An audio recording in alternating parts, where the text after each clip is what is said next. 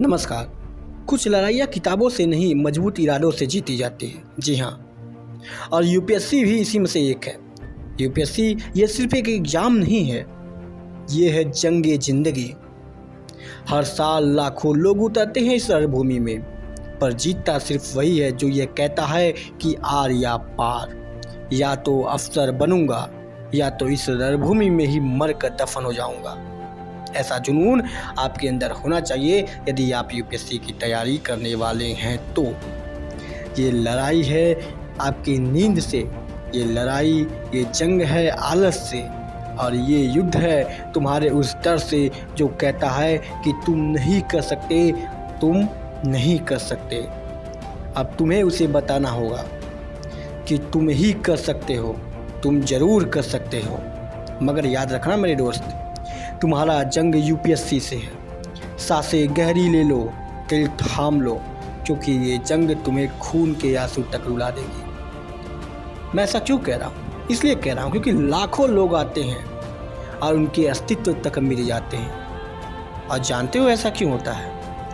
क्योंकि वो शुरू में 5 से 6 महीने तो 10 से 12 घंटे तक इतने अच्छे से पढ़ाई करते हैं कि वो सोचते हैं कि मेरा फर्स्ट अटेम्प्ट में ही यूपीएससी क्लियर हो जाएगा, और बस इसी के चक्कर में वो जल्दी थक जाते हैं और तंग आकर यूपीएससी मेरे नसीब में नहीं है ऐसा कहकर यूपीएससी को छोड़ देते हैं।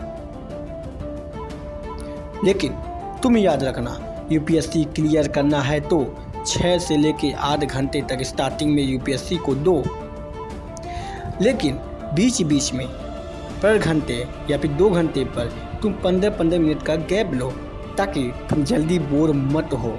और सबसे बड़ी बात, कर्म करो, फल की चिंता मत करो। यूपीएससी हर रोज़ 10 से 12 घंटे की तपस्या मांगता है, और ये कोई 1 या 2 साल का एग्ज़ाम नहीं है, ये कम से कम आपसे 4 साल मांगता है। अरे कई लोगों की तो पूरी आधी ज़िंदगी कट जाती है यूपीएससी एग्ज़ाम देने के चक्कर में।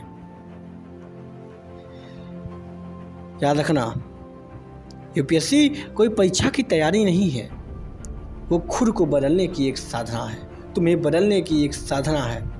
कभी कभी तुम्हें लगेगा कि बस छोड़ दूँ, अब बस बहुत हुआ, मैं थक गया हूँ, मैं टूट गया हूँ, यूपीएससी मेरे बस की बात नहीं है, ये मेरे नसीब में नहीं है, ये दुनिया मेरा साथ नहीं दे रही है, मैं अकेले यूपीएससी की तैयारी कैसे करूँ? तो फिर याद रखना, उस बात को तुम याद करना कि तुमने ये रास्ता क्यों चुना था, किस मकसद से तुमने ये रास्ता चुना। ये लड़ाई सिर्फ एक रैंक की नहीं बल्कि तुम्हारे पहचान की होनी चाहिए। याद रखना, ये लड़ाई सिर्फ एक रैंक की नहीं बल्कि यह तुम्हारे पहचान के, तुम्हारे अस्तित्व की लड़ाई होनी चाहिए। अंत में मेरे साथ सदा जुड़े रहने के लिए चैनल को सब्सक्राइब कर लें और कम से कम 2 लोगों को ज़रूर शेयर करें यह वीडियो। मिलते हैं अगले वीडियो में। धन्यवाद।